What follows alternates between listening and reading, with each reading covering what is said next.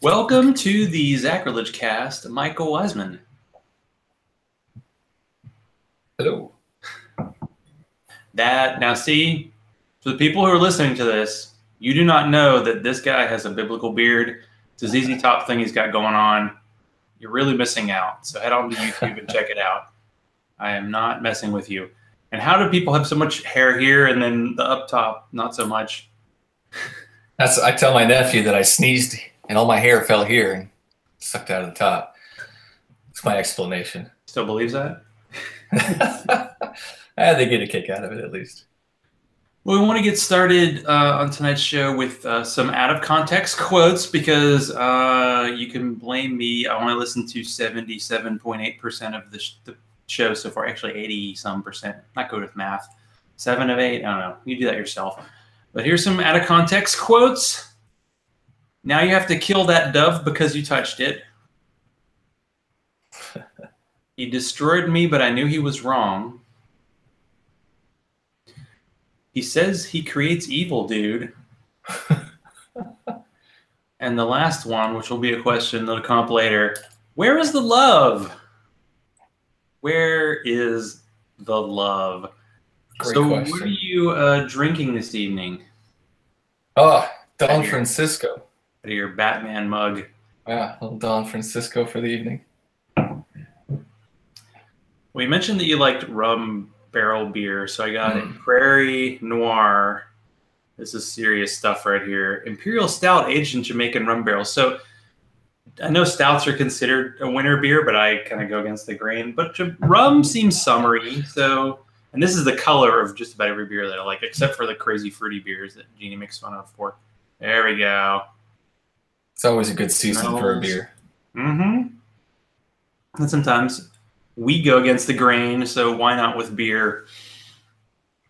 So you do the Bible Says What podcast, and there's question marks and exclamation points involved. Just one. There's a guy on YouTube that he has like 4 or 5. I'm only an exclamation and a question mark. So the Bible says what? Exclamation, question mark. Don't make it confused. That guy's got a completely different idea of what should be done with the Bible. Yeah, I would guess. It might be like some of the pastors you talk to. So what made you decide to join the atheist podcasting waters? Oh, man. It was more of a I had to thing. I have this urge to talk to every pastor I can and ask him why he believes what he believes. And I picked up the Bible one day and went through it, and so many questions came to me. So, well, why do the pastors not know these answers? So I asked them, they don't know. And well, the pastors are the ones that reach the people. So if you want to reach the people, you talk to the pastors. And nobody was really talking to the pastors. So I started doing it, and I hate the sound of my own voice. I have no idea what I'm doing, but here I am. I have to do it, and I love doing it. I can't stop. I won't stop till I talk to William Lane Craig, Not even then. How do you find the pastors that you talk to? And I've noticed that except for, I think, one person, everybody's been anonymous. Is that on purpose, or is that something that a pastor's like, hey, by the way, you can talk to me, but this whole atheist thing, not so much? Yeah, it is. It's a mixture of cold calls. It's a mixture of actual interviews, people that want to be on the show. I actually found a really nice lady that wanted to be on the show who was a theist. So that was interesting. Some of them, as in episode 8 or 7, man, I don't know. I don't even remember now. But one of them at the end, he definitely wants to remain anonymous. So it's a mixture of both. I have a singing cowboy coming up. And halfway through it, I'm not sure if he realized what he was on, the right kind of show, like the doctor. They just see the Bible says what, and they just want to be on the show. Oh, it's Bible related. And they don't realize till it's too late that they really don't want to be on this show. So it's fun. And the pastors are really the stars of the show. If it wasn't for them, I mean, I'd have nothing. Their answers are just astronomical sometimes. Just it baffles me and shocks me and sometimes scares me. There's a couple episodes that'll be coming up where there's a scary guy on there. It scared me a little bit. But it's fun. I'm having a blast, man. I can't stop. I just want to grow and grow. Well, I thought I will never run out of atheist interview, but I can't imagine how many pastors there are.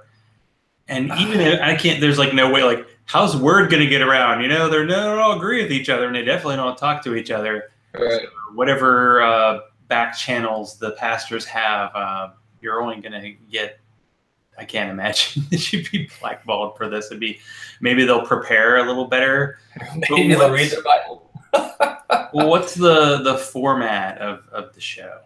Man, it starts off with a question. Like I have like so many questions going on in my head, and half the time I just freak out when I get a pastor or someone really, wants to listen. So I just kind of blurt out a question. Someone asked me if I was prepared for any of this stuff. No, I'm really not prepared. It just comes off the top of my head.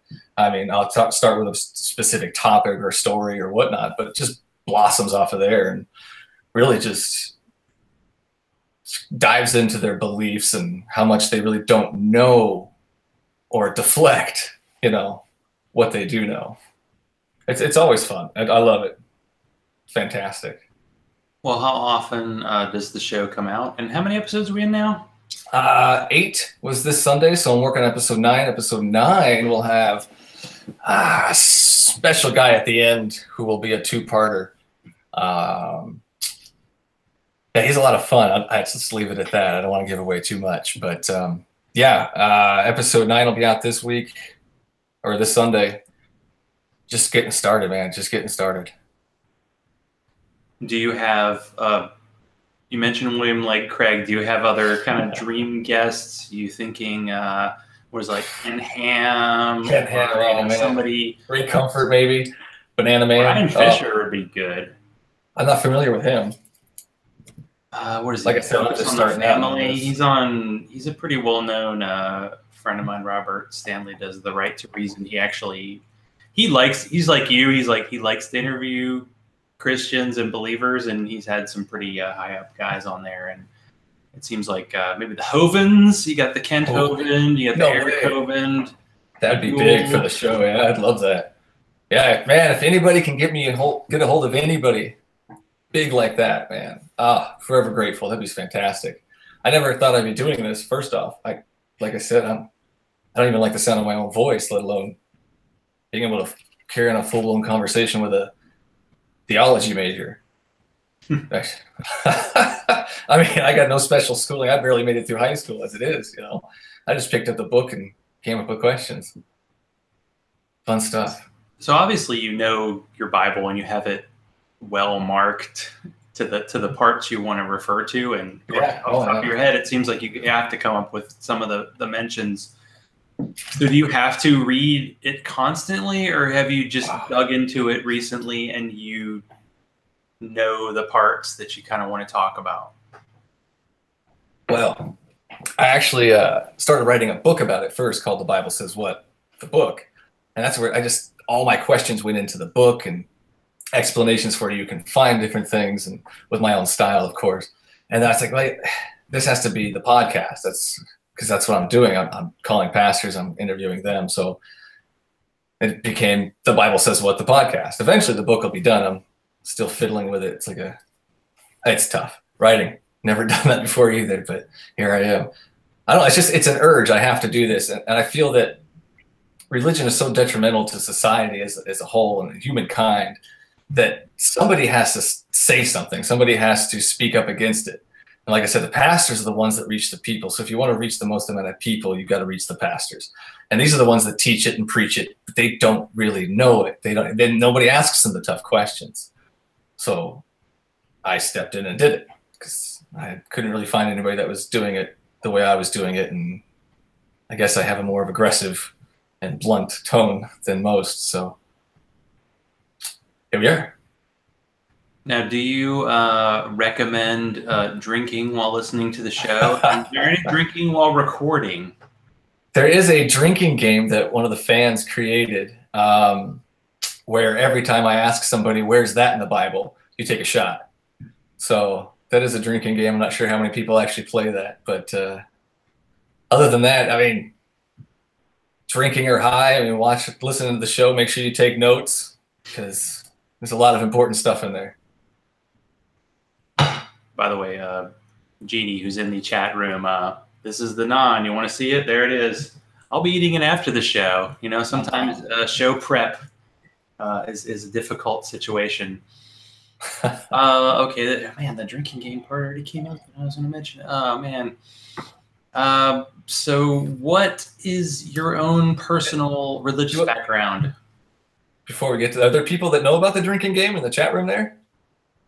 Not yet. I was going to ask about that. I feel like, because there are people who've done kind of like the bingo card for shows because there's standard things that come up. And I feel like this would be a good one. And the where is the love question will be on there, but the where is the love answer just feel like hasn't quite really come up yet, other than, well, when the God killed himself for the sacrifice that he set up for the blood that he needed of his own blood.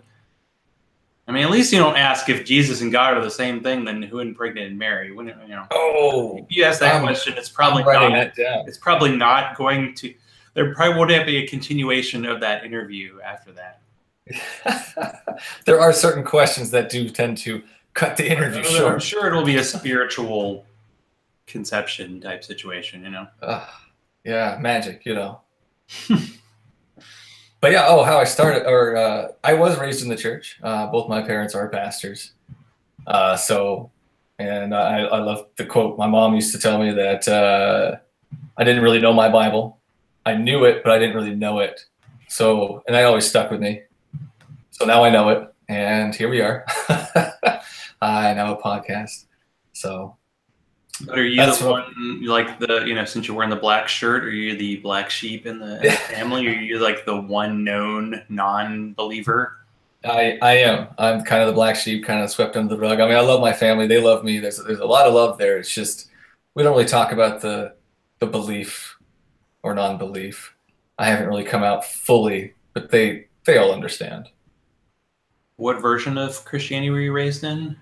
Evangelical, holy roller, rolling on the floor, praising Jesus, all that fun stuff.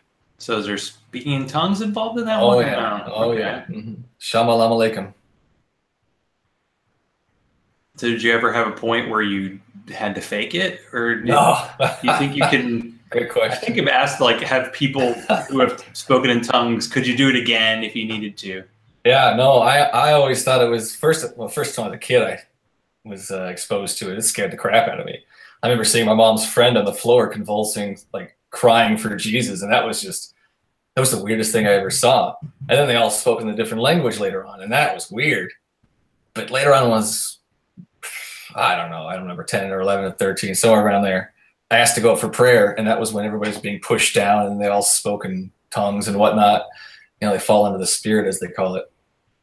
I went up there, and every time the pastor, he pushes you and he pushes you. He gets that oil, he puts it on his finger, and he just keeps pushing until you fall over, or not. In my case, I just sat there, and man, it always scared me though.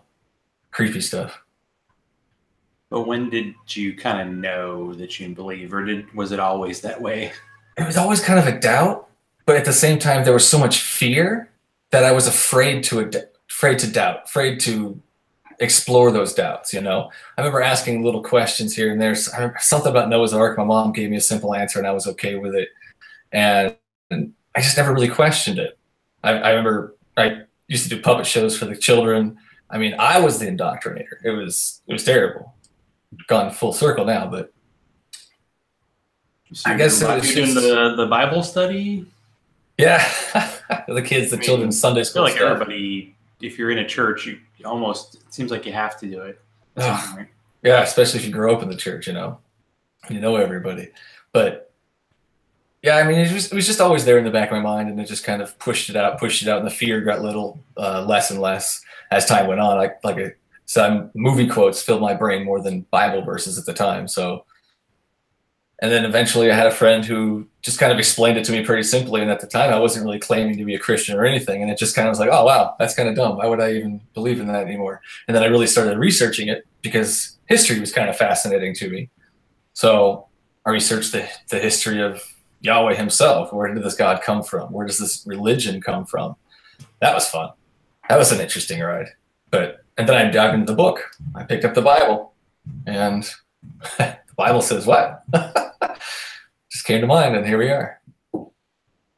Now, are you, when you record your show, are you like that scene in the movie where the lead character is about to like storm the base and he's got like all the guns lined up? Do you have all the different versions of the Bible? Like, do you have, bookmarks, and then you have the actual physical version of the Bible? Do you have them all ready to go? I got my Bible always with me. It's always ready. I got my marks, and if I've got a particular story that I've just read, I'll put a big old bookmark on it and I'll throw it at the top. I love my note cards. I'm addicted and might be a little obsessed with these things. I mean, put my favorite verses all over the wall. It's just where I sit and come up with all my ideas. But yeah, I mean, it's usually it's all up there. I just don't know the specific, 13.5 or whatever. For most of them, I can get it, but every once in a while I'll trip up. I mean, it's a big book. There's a lot in there. Well, you're only human. You're not perfect like all three of the gods. Right, there you go. Yeah, and his ghost. Yeah, like, ugh. It's a lot of fun. Do you have a favorite Bible verse? Hebrews 9:22, without the shedding of blood, there is no forgiveness. That is the worst verse. I mean, it's a blood cult religion. You have to sacrifice something. Something has to die in order for this all-powerful deity to forgive you. That is disgusting. I mean, we're mere mortals. We're not special. We're not perfect. But, dude, I can forgive you for anything. I had a guy try to explain to me, oh, if I come to your house and I knock over a lamp, somebody has to pay for it. Yeah, but I'm not going to kill him for it. I mean, that's a stupid analogy. The analogies these guys come up with are just so far-fetched. It's amazing to me. But the harshness of the penalty, and then hell, which really wasn't defined that well, and still wasn't really in the New Testament, but definitely was more defined by everybody's favorite, the white guy, Jesus. All right. We'll say white Jesus. Okay, let's try something a little different. So, since you've talked to a bunch of pastors, from the pastor point of view, why does God deserve worship despite being a murderous bastard? Oh, this is my favorite one. Because he loves them. Because he loves them. I get that a lot. I even had one guy, it sounded to me like he was crying when he said that. Because he loves me. And it's like, man, you have to wipe away all the child killing. You have to, the suffering, making children suffer. I mean, Christ on a cracker. How do you justify the suffering of children? Because he loved them. He loves them. He'll forgive them of something they've done in their life, or he'll find their car keys is a great one. Their sports team won the big game. It's disgusting. And that's what's scary, is that mentality that you're willing to forgive a documented child killer. What else are you willing to do? Who else are you willing to trust? Who are you going to elect? Scary stuff, man. Scary stuff. So where does God kill kids in the Bible? Well, the worst one, I believe, is Hosea 9. Well, it's kind of up and down with 2 Samuel, David's son, but Hosea 9, where he causes them to starve to death by making the breasts run dry. He's not making children or teenagers starve or adults starve. He's making infants who require milk to survive starve to death. Why? Because if you go back, it tells you that some of them were killing some of their children to another god. So Yahweh comes in and goes, screw you, I'm going to kill all of your kids. How is that loving? Where is this all-powerful loving being? It's just not there. Well, I'd say it's out of context, but my favorite was the pastor who would not, even though you said, God said he'd kill the people, and then he killed the people. Like, God didn't kill kids. God but here's the part of the Bible where it says that God didn't kill kids. I at least respect the people who said, yeah, he did it, but hey, people suck. Why do people suck? Because God created them badly? No, we suck independently of God who created us and knows what we're going to do. Created us to suck. That's the best so part. We would need him for love. He's actually written the entire screenplay already, and every single time we turn our backs on him. Interesting. Terrible at his job. Do Donald Trump and Yahweh have a lot in common? They seem to promise a lot, give nothing, take more than they get, have amorous thoughts toward relatives, and no matter what crazy shit they say or do, their followers are cemented into their positions. There it is. There it is. It's scary. Religion is detrimental to our society. I find the authoritarian bent of the people some of the people you talk to, a little bit like, well, God says it, so it's true. So where did democracy come from? It definitely didn't come from Christianity. So this whole Christian nation thing. Well, if I know Donald that Trump the said majority, it's true. Oh gosh. It's scary, man. Now I know you're focusing on Christianity, but you looked a little bit into Islam. Is there really such a thing as a monotheist religion? Like Christianity has a trinity, and Mary, and then saints, and Judaism has God jealous of other gods, and then they're like gods and jinns and demons in Islam. So do we need like an asterisk next to the sign monotheism? Because I don't think it really exists. I think it's just like a label. I would have to agree. I would have to agree. The Trinity is a very complex. It doesn't make any sense, but to them, it's just, oh, of course, yeah, 3 people in one. I mean, is that because I know hell isn't really fleshed out in the Bible, but I don't think, is the Trinity really in the Bible? Wasn't it something that was kind of created later to solidify the fact that no, Jesus, God, and this Holy Spirit thing are the same? I think it's in there. I couldn't quote your verse right now, but I believe it's in there a few times. I could be wrong. You just got to say more. I rarely say the right thing. See? I guess you've kind of answered this before, but do you have a favorite justification for something God did? Yeah, I guess it would have to be the same thing because he loves them. Like it's so important to them that they receive this love from this being that is starving children to death or killing children in the Passover for his own glorification. So he's God. Can't tell you any other way, but it just doesn't make any sense. Now, would you ever have 2 Christians on your show to argue with each other about God, like a Catholic and an evangelical, or I mean, you could even have like a Mormon and a Scientologist? That'd be interesting. Actually, like there could be all kinds of fun. It could do like a big bracket, and have the different sects battle out, and then people vote, and then you could have an ultimate winner, and then you would say, "This is it. This is the best one." This is the religion.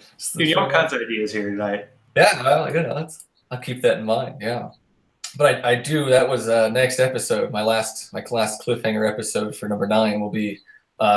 He's a Mormon priest. He's a Mormon high priest. So I do branch out from Christianity quite a bit.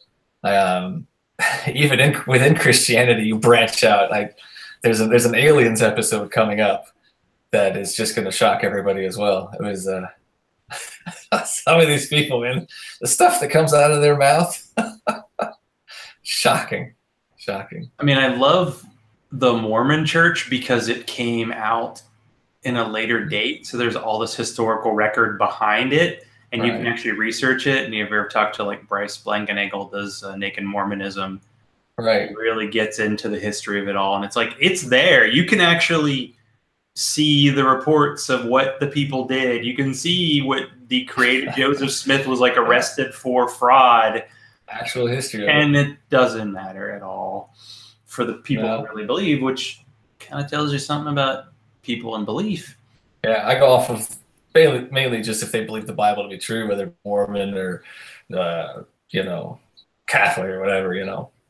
I don't, no discrimination. As long as you believe that Bible to be true, let's have a conversation. And they have the Return of the Jedi Part 3 there with the Book of Mormon. So, and everybody's got extra biblical sources too, which is hilarious. How is this a perfect book if you need extra biblical sources to understand it? How is Yahweh not the author of confusion? Lots of questions, man. Just easy, simple questions. Okay, well, from your studies, what is sin? Sin. Well, sin is something that Yahweh doesn't like. He created it to, well, let's see, was it Romans 5:20? That was it. The law was added so that sin would increase, and then the wages of sin is death.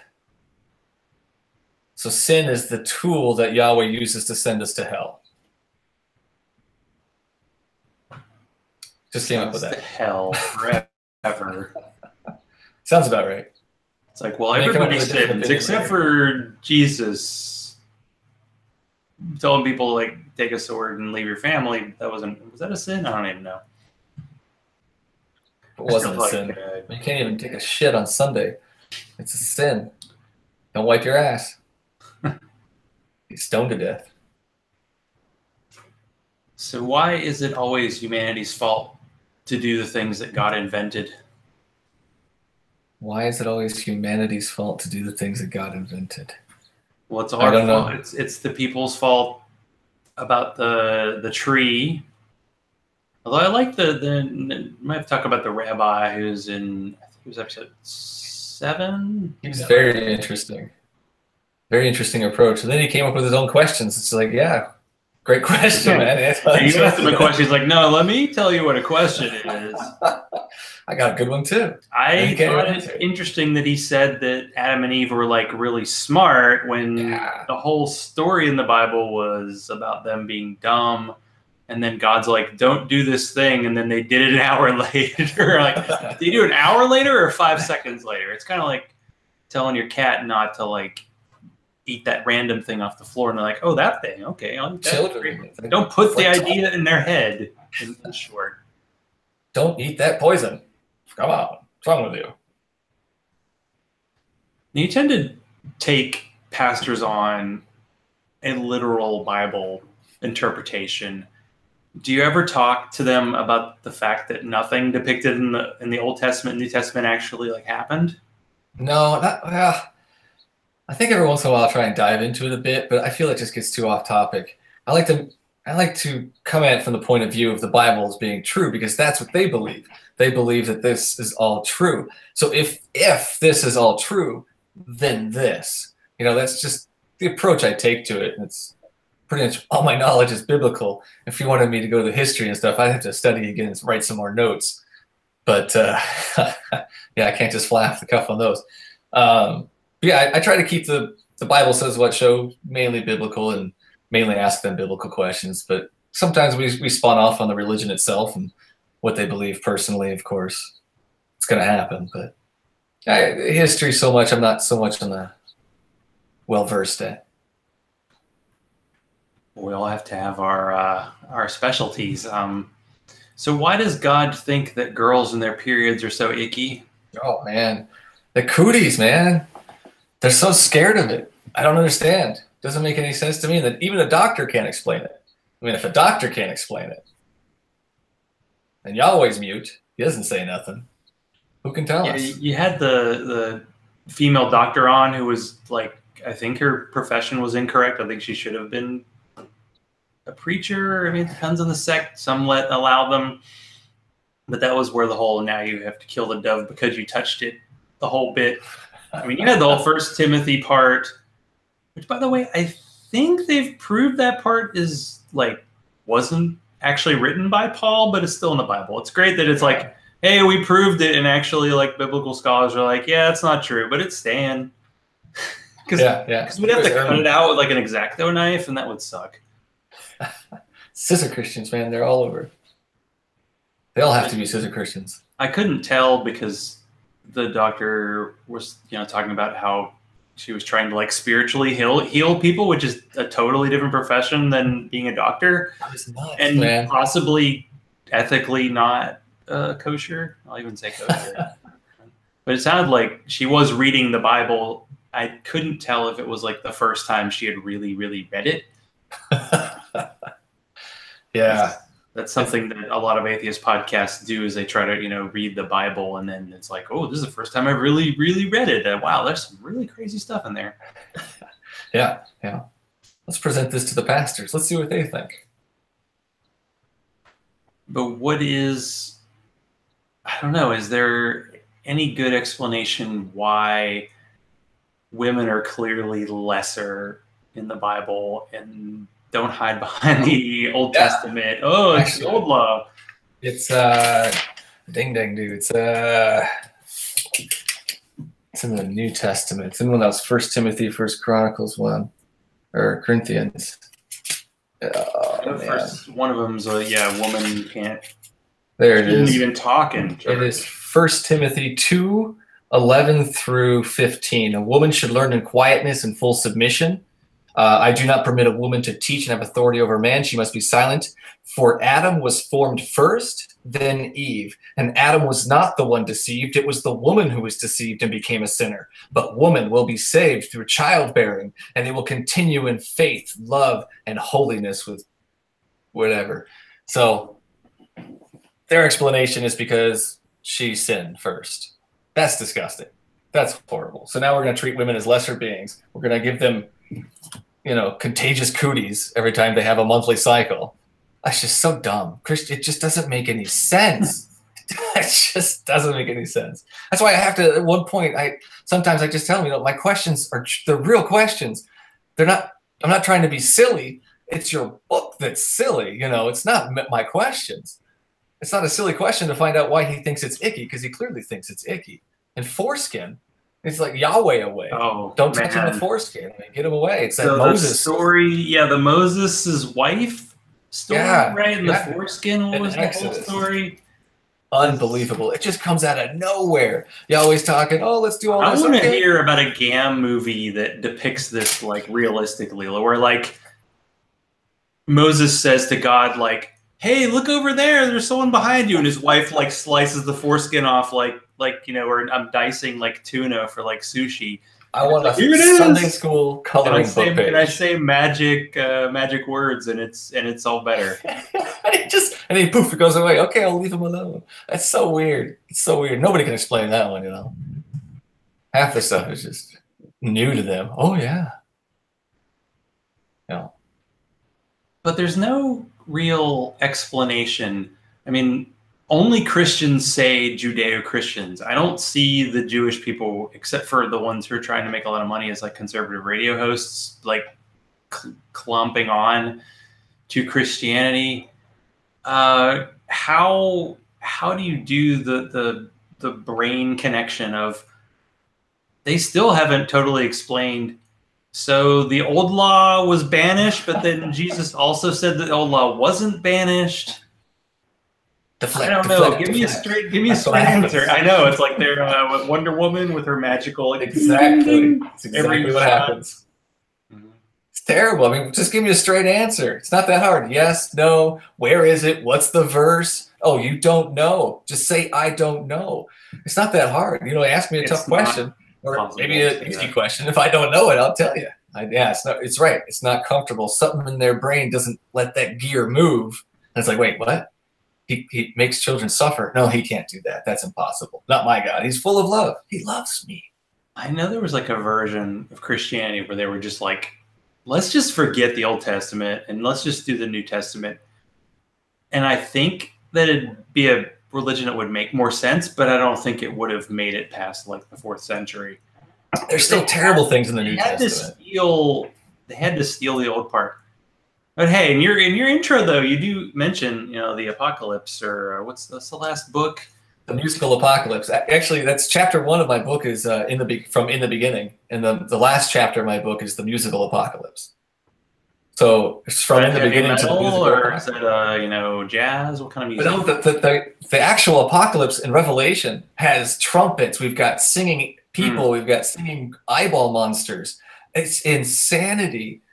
So it's a very musical apocalypse. So Yahweh wants a lot of singing. And at one point, he says that every living creature on the planet, which, you know, worms and cockroaches and raccoons are all going to stop what they're doing and sing praises to Yahweh. How is this book taken seriously? It doesn't make any sense. Lots of questions. I guess we have to take something seriously. By faith. That's how it works. If you don't play along, you know, it's not going to work. So do you have kids? I think you mentioned that before. Yeah. Sometimes, little spoiler, they kind of interrupt sometimes. You can't hear them, but they're there. So sometimes the interviews get cut a little bit short because of the kids. But yeah, two amazing, smart children. And they're here in the background at all times. They're right outside this door just waiting. So, someone who is raised in religion, what is it like to raise kids as an atheist? And are there challenges? Because I feel like parents might always be kind of steering you in the direction of, I see the signs around, Vacation Bible School, just drop your kids off and don't worry, we'll teach them. Yeah, it's tough, man. It is tough. I never miss an opportunity to teach. My kids are very fascinated with animals and how things work. I'm teaching my 4-year-old chess right now. So they're pretty smart kids. They can reason, and with chess, I use that as a life lesson as well. You always got to think ahead.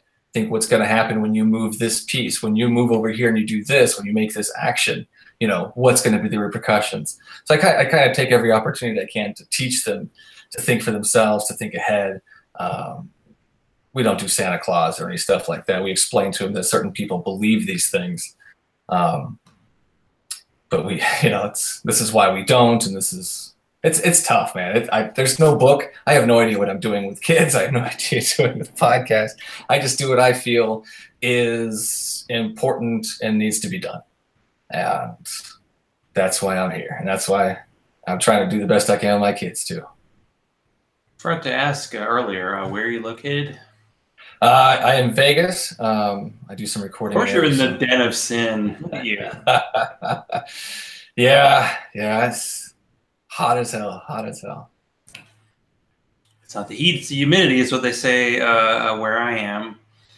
Now, you do these interviews. Do you have like stuff that's recorded that like people hung up on you really quickly, or it's like, oh, this isn't quite usable? Yeah, I have some, man. I can't remember. It's something Jenkins. It was all set up. It was the most amazing. And he was so mad through the whole interview. And he's this big pastor in California, I guess. He's got a bigger following than, of course I do, but bigger than me. And I was like, oh man, it would have been so amazing to have him on the podcast. But he did something and my voice didn't record at all. So I lost that whole interview. I still kick myself for that. So now I double check and I make sure everything works fine. But there are some that I don't put on air. I'm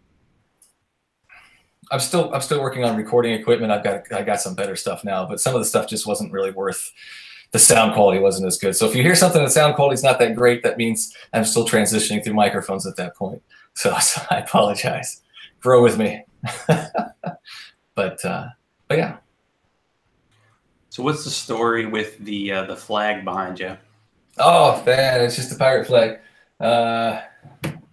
Two different kinds of people in the world, pirates or ninjas. I'm kind of a pirate.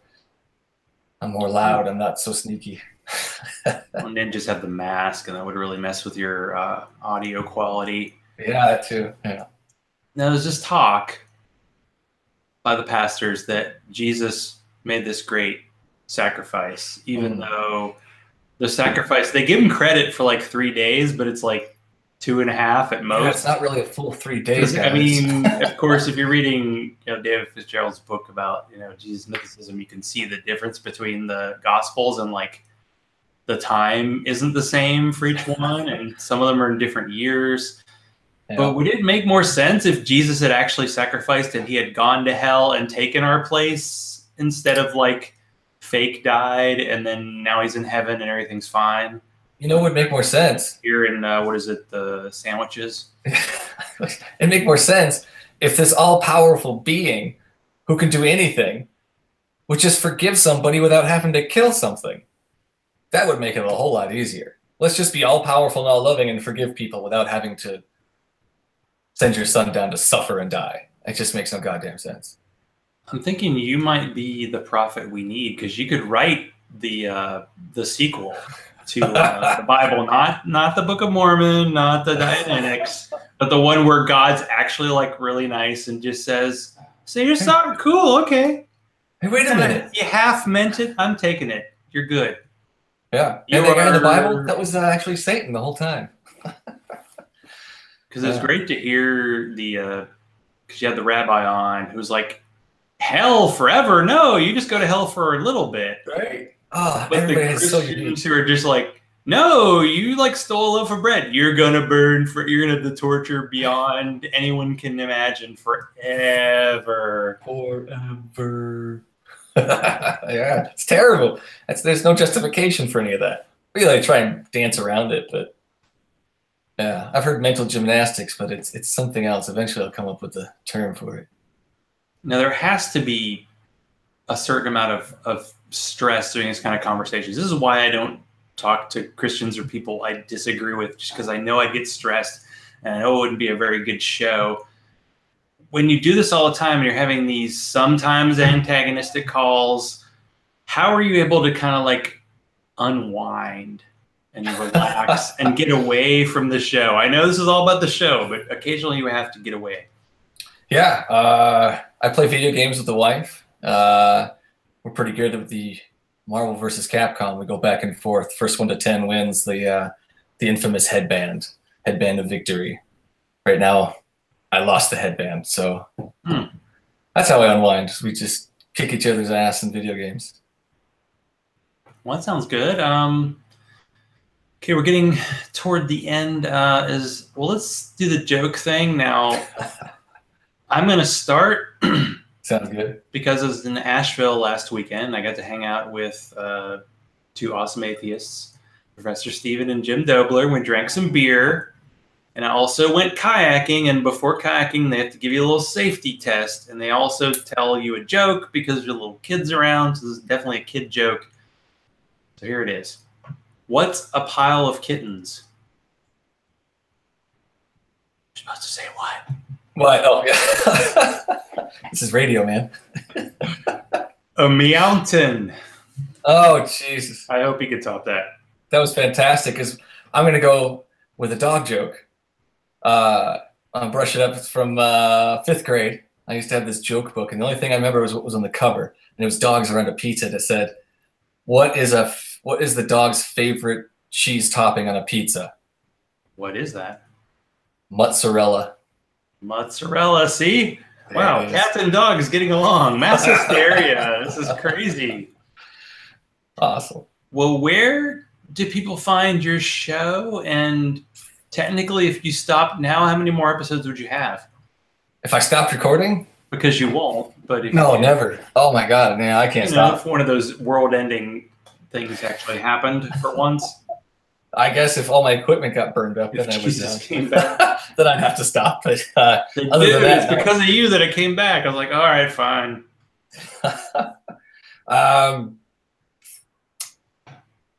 Right now, I'm about 10 episodes. I can do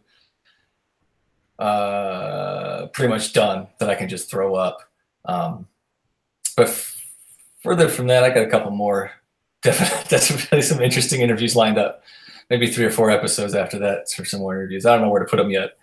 So, but yeah, a lot of fun material. I'm on iTunes, Facebook. Bible Says What on Facebook, YouTube. I'm on YouTube. It's tough to find me on YouTube because YouTube just does not like me for some reason. It likes the other Bible Says What guy with the lion logo. Don't go to that one. That's not me. But we're on YouTube eventually. If you find me, I'm maybe under Pastor Wiseman or BSW, the podcast, somewhere in there. Just don't give up. But I'm more active on Facebook, and we're starting the Patreon page at patreon.com/BSW, the podcast. We're going to do bloopers on there if you're a patron. We're going to do unaired material like you were asking me. I have quite a few little clips of stuff that I like to, and some bloopers with me and the wife trying to record stuff and get stuff done. So a lot of fun stuff. I'm even going to leave it up there so patrons can have possibly a question answered on air too. So a lot of fun stuff coming up. We're just growing. You know, I thank you to all the fans. Oh man, I can't even imagine how I got over 200 subscribers just starting out. It's fantastic. People loving the show and all the compliments. Thank you to everybody who shared and really helped us and been there with us since the beginning. I really appreciate it. All of you. Thank you. You should thank Jesus. Yeah, that guy. I don't know. Well, thank you, Michael, for being on the show. It's been great. Appreciate it. Thank you, man. Thanks for having me. Bring a freaking rub beverage. Come on. Yeah. We are pirates. Yar. Yar. Yar is how we do it. Oh, yeah. For radio.